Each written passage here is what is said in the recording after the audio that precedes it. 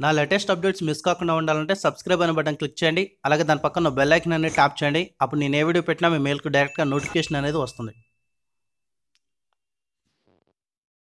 Hi friends, welcome to my YouTube channel. National housing bank నుంచి మనకి notification అనేది release చేయడం జరిగింది. హెడ్ ఆఫీస్ న్యూఢిల్లీలో ఉన్నటువంటి బ్యాంక్ ఇది. దీని యొక్క ఆఫీషియల్ వెబ్సైట్ చూసుకుంటే www.nhp.org.in. సో దీనికి అసిస్టెంట్ మేనేజర్ ఉద్యోగాలు అనేది భర్తీ చేయడానికి ఈ నోటిఫికేషన్ అనేది రిలీజ్ చేయడం జరిగింది. సో ఇందులో ఈ పోస్టులకు అప్లై చేయడానికి డిగ్రీ అనేది పాస్ అయితే సరిపోతుంది. పీజీ ఉన్న వాళ్ళు కూడా అప్లై చేసుకోవచ్చు, కాకపోతే డిగ్రీ వాళ్ళకు కూడా అవకాశం ఉంది. సో డిగ్రీ ఉన్న వాళ్ళు అప్లై చేసుకోవచ్చు, పీజీ ఉన్న వాళ్ళు అప్లై చేసుకోవచ్చు, అండ్ సిఏ ఐసీడబ్ల్యూఏ వీళ్ళు కూడా అప్లై చేసుకోవచ్చు. చార్టర్డ్ అకౌంట్ చేసిన అభ్యర్థులు కూడా ఈ పోస్టులకు అప్లై చేసుకోవచ్చు. ఇక్కడ మోడ్ ఆఫ్ అప్లికేషన్ అనేది ఆన్లైన్లో చేయాల్సి ఉంటుంది. ఆన్లైన్ తప్ప వేరే అప్లికేషన్ అనేది వీళ్ళు తీసుకోరు, కేవలం ఆన్లైన్లో మాత్రం అప్లై చేయాల్సి ఉంటుంది. ఆన్లైన్ అప్లికేషన్ ఈ నెల 2వ తారీఖు నుంచి ప్రారంభించబడి ఈ నెల 28వ తారీఖుకి ఈ నోటిఫికేషన్ అనేది ఎండ్ అయిపోతుంది.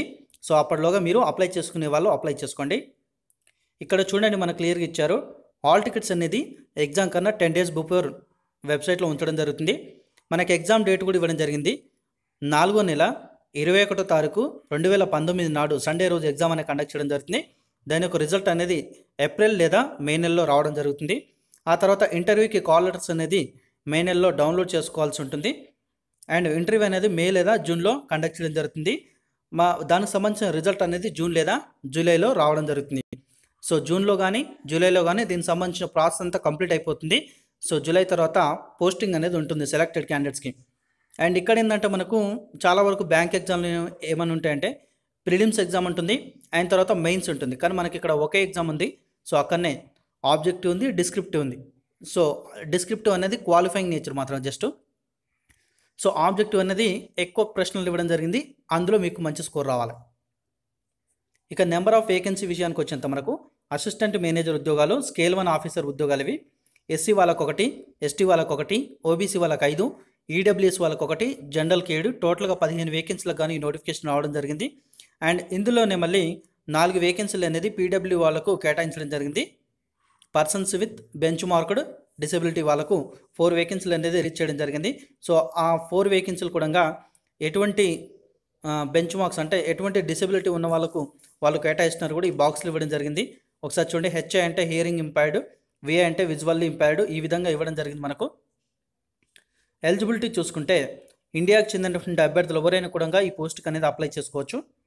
అండ్ ఏజ్ లిమిట్ చూసుకుంటే 21 సంవత్సరాల కన్నా తక్కువగా ఉండకూడదు, 28 సంవత్సరాల కన్నా ఎక్కువగా ఉండకూడదు. ఇది ఎప్పటి వరకు చూస్తారంటే 1/3/2019 నాటికి ఈ ఏజ్ అనేది చెక్ చేయడం జరుగుతుంది. 21 సంవత్సరాల కన్నా తక్కువగా ఉండకూడదు, 28 సంవత్సరాల కన్నా ఎక్కువగా ఉండకూడదు.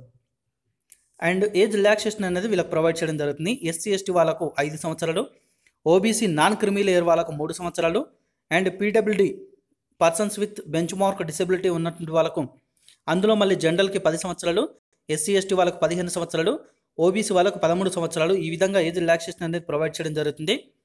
అండ్ కాశ్మీర్ డివిజన్లో ఉన్నటువంటి వాళ్ళకు 5 సంవత్సరాలు ఇస్తున్నారు. ఎక్స్ సర్వీస్ మెన్ వాళ్ళకు 5 సంవత్సరాలు అనేది ప్రొవైడ్ చేయడం జరుగుతుంది. అకాడమిక్ క్వాలిఫికేషన్ వివరాలకు వస్తే ఏదైనా డిగ్రీ అనేది కంప్లీట్ చేస్తే సరిపోతుంది. జనరల్ ఓబీసీ అభ్యర్థులు అయినట్లయితే 60% మార్కులు ఉండాలి. అండ్ ఎస్సీ ఎస్టీ పీడబ్ల్యూ వాళ్ళైనట్లయితే వాళ్ళకి 50% మార్కులు ఉండాలి డిగ్రీలో. లేదా పీజీ చేసిన అభ్యర్థులు కూడా దీనికి అప్లై చేసుకోవచ్చు. అంటే మాస్టర్ డిగ్రీ చేసినటువంటి అభ్యర్థులు అప్లై చేసుకోవచ్చు. ఈ మాస్టర్ డిగ్రీ చేసిన అభ్యర్థులకు 50% మార్కులు ఉండాలి మినిమం. ఇది జనరల్ ఓబీసీ కేటగిరీ చెందిన అభ్యర్థులకు. ఒకవేళ ఎస్సీ ఎస్టీ పీడబ్ల్యూడీ అయినట్లయితే వీళ్ళకి 50% ఉంటే సరిపోతుంది. అండ్ కింద ఇచ్చారు మనకు చార్టర్డ్ అకౌంట్ చేసిన అభ్యర్థులు లేదా ఐసీడబ్ల్యూఏఐ లేదా సిఎస్ చేసిన అభ్యర్థులు కూడా దీనికి అప్లై చేసుకోవచ్చు. ఓకే, ఇక్కడ ఎటువంటి ఎక్స్పీరియన్స్ అవసరం లేదు. అండ్ ఎక్స్పీరియన్స్ని బట్టి వైటేజ్ కూడా ఇవ్వట్లేము మేము అని చెప్పడం జరిగింది. కాకపోతే కమ్యూనికేషన్ స్కిల్స్ అలా విధంగా ఈ బ్యాంకింగ్ సంబంధించిన అవేర్నెస్ అనేది ఉండాలి వీళ్ళ దగ్గర. ఇంకా మేము ఫైనల్ రిజల్ట్ కోసం వెయిట్ చేస్తున్నాం, మేము అప్లై చేసుకోవచ్చా, మేము ఫైనల్ ఇయర్ చదువుతున్నాం అన్నటువంటి అభ్యర్థులు ఎవరు కూడా ఈ పోస్టులకు ఎలిజిబిలిటీ లేదు.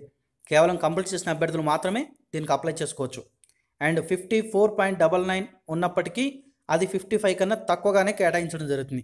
59.99 ఉన్నప్పటికీ అది 60%గా కేటాయించడం జరగదు అని వాళ్ళు క్లియర్గా తేల్చి చెప్పారు.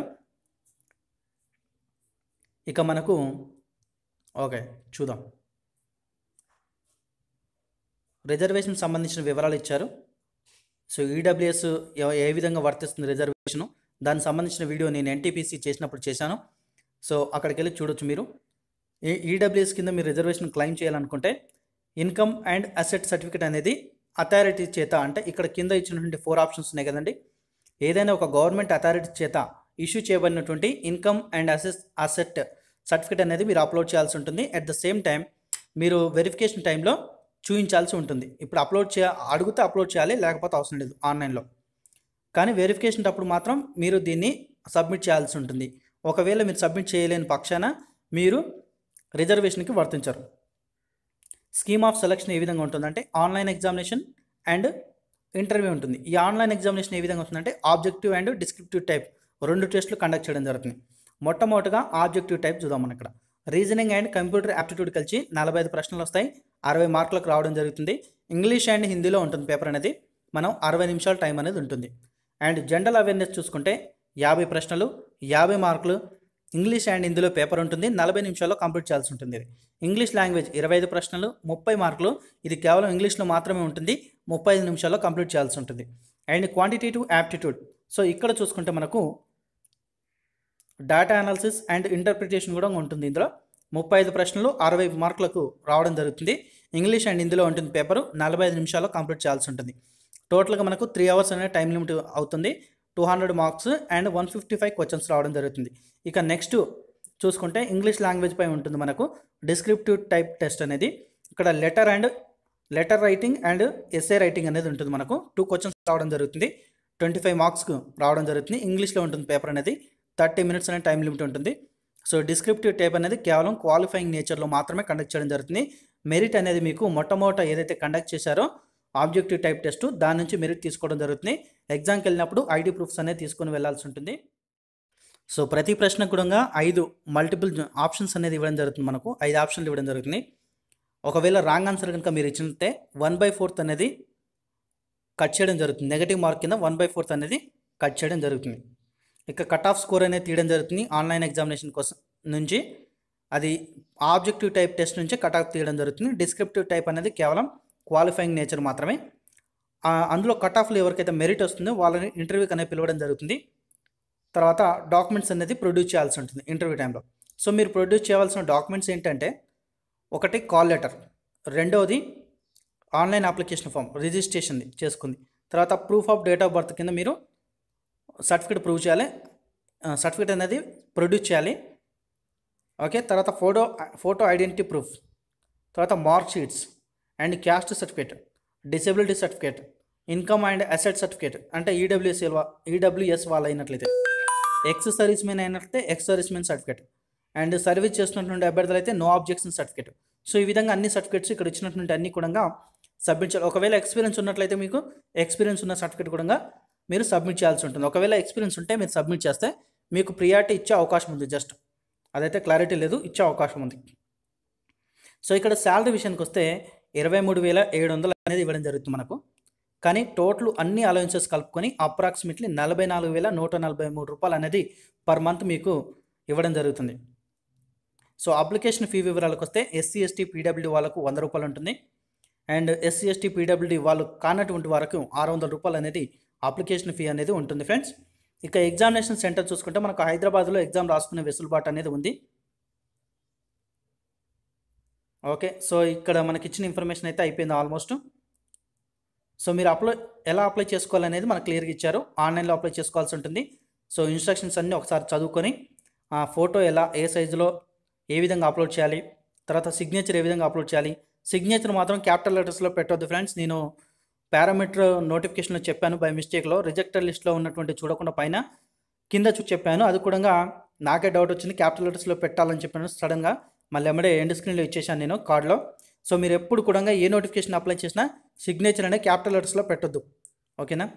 సో ఇదంతా ఒకసారి చదువుకొని రిజిస్ట్రేషన్ పార్ట్ చేయాలి. తర్వాత రిజిస్ట్రేషన్ అయిపోయిన తర్వాత పేమెంట్ చేయాల్సి ఉంటుంది. పేమెంట్ తర్వాత అప్లికేషన్ కంప్లీట్ చేసి ఫోటోగ్రాఫు, సిగ్నేచరు, ఇంకేదైనా డాక్యుమెంట్స్ అప్లోడ్ చేయాల్సి ఉంటే డాక్యుమెంట్స్ అనేది అప్లోడ్ చేసి సబ్మిట్ చేయాల్సి ఉంటుంది. సో ఇక్కడ మనకు క్లియర్గా ఇచ్చారు మొత్తం కూడా. వీడియో అనేది లెంత్ అవుతుంది. పూర్తిగా చదువుకున్న తర్వాత ఒకసారి నోటిఫికేషన్ పూర్తిగా చదువుకొని అప్లై చేసుకోండి. మీకు ఈ వీడియో కనుక నచ్చినట్లయితే వీడియోని లైక్ చేయండి. తప్పకుండా వీడియోని మీ ఫ్రెండ్స్ అండ్ ఫ్యామిలీస్తో పంచుకోండి. Thanks for watching.